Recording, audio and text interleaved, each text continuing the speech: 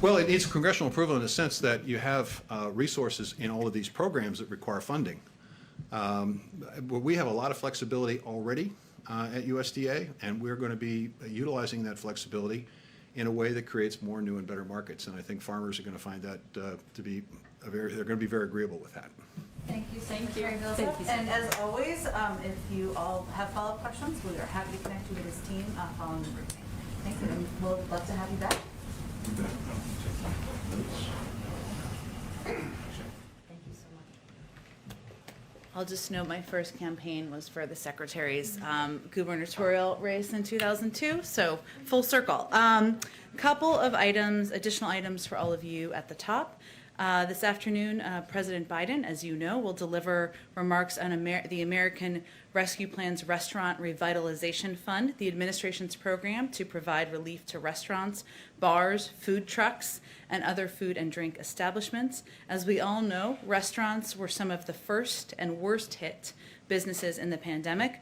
The Restaurant Revitalization Fund provides $28.6 billion in direct relief to restaurants and food and beverage establishments, and prioritizes those that are women-owned, veteran-owned, and owned by other socially and economically disadvantaged individuals by only funding applications from these businesses for the first 21 days of the program. Then it expands beyond there. Earlier today, the president also visited one local restaurant that was a beneficiary of relief funding through the Revitalization Fund's pilot program.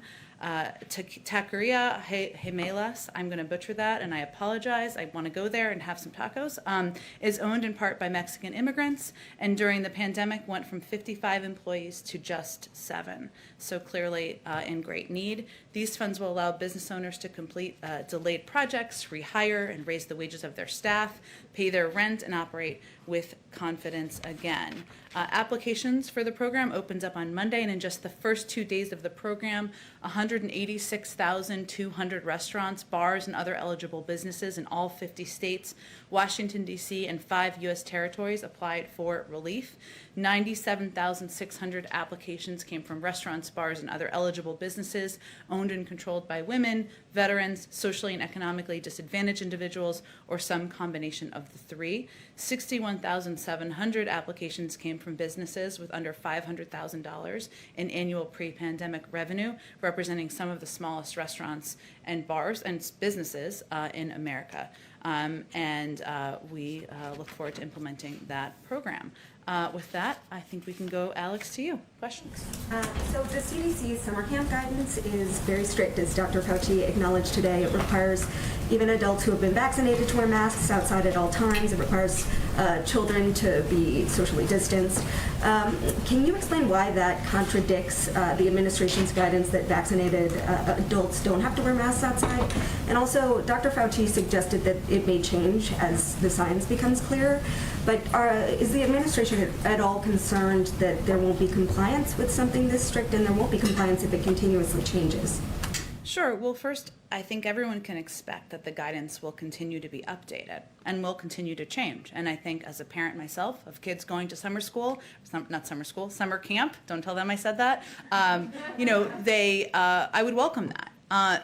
And there's no question what the CDC is trying to do is provide guidance to the American public, to parents, to families that they can trust, that they know is reliable, based on medical experts, doctors, based on data on how they can feel safe. The guidance that was rolled out last week does not convey that when you're outside in a crowd, you should not wear a mask. If you are outside and you're not in a crowd, and you're vaccinated, you don't need to wear a mask. And obviously, there is nuance in all of these applications, and people are still learning how to apply it. But as kids are dropping off, as parents, I should say, are dropping off their kids at summer camp, as there are tons of kids, tons of parents, counselors, that certainly wouldn't be someone alone. But I think what Dr. Fauci was conveying, Alex, is that the data, they're going to continue to look at the data, and they want to put out updated guidance as they feel comfortable and confident in what they can provide to the American public. Sure. And there's a new evaluation of the American Families Plan out by the Penn-Wharton budget model, and they found actually that the plan would increase the deficit and fail to grow the economy as much as President Biden has claimed. And so is there risk in the long term that the president might not be able to fully deliver on what he's promised economically? Well, first, let me say we strongly disagree with the analysis, as do other independent experts. According to an analysis out this week from Moody's, GDP in 2030 will be more than $700 billion higher than it would be without the Jobs and the Jobs Act, the Jobs Plan, and the Families Plan. This is in large part because labor force participation will be nearly a full percentage point higher due to the effects of the benefits of child care support, and paid family leave. And that same analysis found that the economic benefits would only increase over time due to increased college enrollment and universal pre-K, which will help some of the 2 million women who are no longer in the workforce get back in. The Penn-Wharton model analysis also off in a number of important ways. It gets the cost of the investments wrong by about $700 billion, even though our estimates come from career officials at OMB. Moody's, for example, arrived at deficits even lower than the administration than we had when it came to the effect of the Families Plan. And of course, our plan would be implemented over a series of 8 years and 10 years and paid for over 15. So we're going to rely on the majority of economic analysis out there and our own analysis in here, and we are confident we'll be able to reach both our job creation projections and, of course, do it in a way we can pay for it. One international question. Israeli Prime Minister Benjamin Netanyahu missed the deadline to put together a coalition government yesterday, or a new governing coalition. Is the president monitoring the situation, and does the administration have any sort of response or perspective on the possibility of a new coalition government there? Well, we do read all of your news coverage, but we are not going to comment publicly on government formation while that process is underway. Go ahead, Andrew. Hey, so I have a couple follow-ups on Vilsack's answer, Secretary Vilsack's answer on the Twin Metals thing. Is that a decision that you think will be coming at any point soon, or is that just sort of carved out? I don't have a prediction of that. I would say I would refer you to the Department of Agriculture, and they would, of course, be the right source for that information. We can see if there's more follow-up on it on the timeline. Okay, and then on the issue of the G7 meeting and the subsequent meetings with Putin, do you have any news for us on that front in terms of timing and also the agenda? Not quite yet. As soon as we have details or any confirmed details of timing, location, date, participation, we will of course share that with you, and I would expect we wouldn't have more specifics on an agenda if and when we have it confirmed until much closer. And then just one more on my favorite topic of the WTO. I don't know which one it is. Okay. TRIPS waiver. So this morning there was a meeting of the WTO. Catherine Tai made some comments during an FT session talking about time being of the essence, really sort of underscoring. There are multiple reports out also about kind of a division within the administration on this waiver issue. Can you just really walk us through what your perspective is on this and why? So that there's so many people in institutions and organizations now really putting pressure on President Biden to back this waiver. Well, I think it's important first to just take a step back and remind everyone that the president spoke about his support for this type of a waiver back during the campaign. But we are running a process. We have been running a process in the administration that includes all stakeholders in the administration. And he is somebody who has welcomed people of different views. He wants to know the details. He's a details guy, and he wants to dig into the pros and cons and all of the considerations for any decision. As we look at this decision, what we're really talking about, I know you know this, Andrea, but for others, we're really talking about the U.S. position as it relates to the WTO process, right? And that process will take a series of months and requires a unanimous point of view to move forward.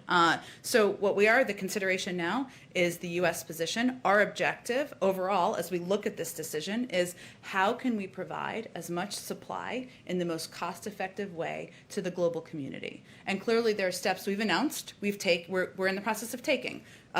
providing 60 million doses to the global community once we have that available that are AstraZeneca doses. Earlier this week, Pfizer announced they'll also be sending doses or manufacturing doses for the global community. And we're going to continue to work with our partners. I expect we'll have more. Now that the WTO meetings are underway, we'll have more to say very soon on this. Are you concerned about setting a precedent that could be, so even if India and South Africa narrow the proposal, which is apparently something that's going on, and maybe you could ask, you could confirm that that is your understanding. Even if that proposal is narrowed, are you concerned that you're going to be setting a precedent that could harm U.S. companies in the future? Which is what, we hear from U.S. industry. Well, clearly, as these decisions are weighed, we take intellectual property incredibly seriously. We also, though, are in the midst of a historic global pandemic, which requires a range of creative solutions, and we're looking at it through that prism. I'm sorry, Jen, I just want to be very clear. It sounds like you're pushing us or leaning toward some kind of a waiver of some kind. I'm not trying to give you an indication. That obviously would be an announcement or a decision that would be recommended by the USTR, and a decision I would expect that would be made by the USTR. But what I'm trying to give you an understanding of, which I think was your question, is what the considerations are in the thinking and decision. I think a decision will be made soon. Go ahead. I have questions on a couple of different topics. The first is on the debt limit. Is the White House concerned about being able to avoid a government shutdown and raising the debt limit, considering the Treasury is unsure how long it can use the extraordinary measures it has? And what's the White House's strategy for pressuring Congress to agree to raise or suspend the debt limit, or are you leaving that to Treasury to figure out? Well, first I will say that on the issue at hand, raising or suspending the debt ceiling does not authorize new spending. Sometimes I'm not saying you're confused about that. Some people sometimes are.